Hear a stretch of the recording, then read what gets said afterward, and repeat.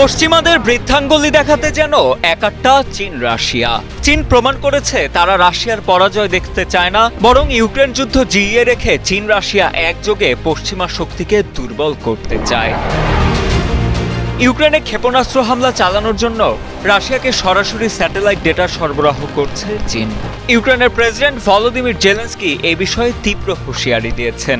তার অভিযোগ, চীন কেবল মস্কোর জন্য সামরিক সরঞ্জামের সরবরাহ লাইনই খোলা রাখেনি, বরং রাশিয়ার ভূখণ্ডে সামরিক সরঞ্জাম উৎপাদনেও চীনা প্রকৌশলীরা সরাসরি যুক্ত।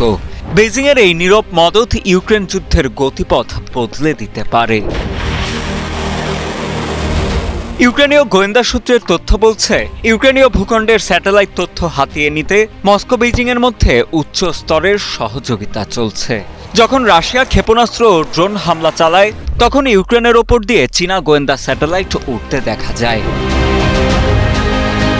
চীন প্রায় ২০০টি রাশিয়ান সামরিক কারখানায় সরাসরি মেশিন টুলস, রাসায়নিক ও বারুদ সরবরাহ করছে। রাশিয়া যুদ্ধে যেসব ড্রোন ও ইলেকট্রনিক্স ব্যবহার করেছে তার প্রায় ৮০% চীনের উৎপাদিত। চীনা ড্রোন বিশেষজ্ঞরা কামিকাজে ড্রোন প্রস্তুতকারক কোম্পানিকে সহায়তা দিচ্ছে। ইউক্রেনীয় শহরগুলোতে এখন প্রায়ই সস্তা চীনা সহায়তাপুষ্ট ড্রোন আঘাত হানছে।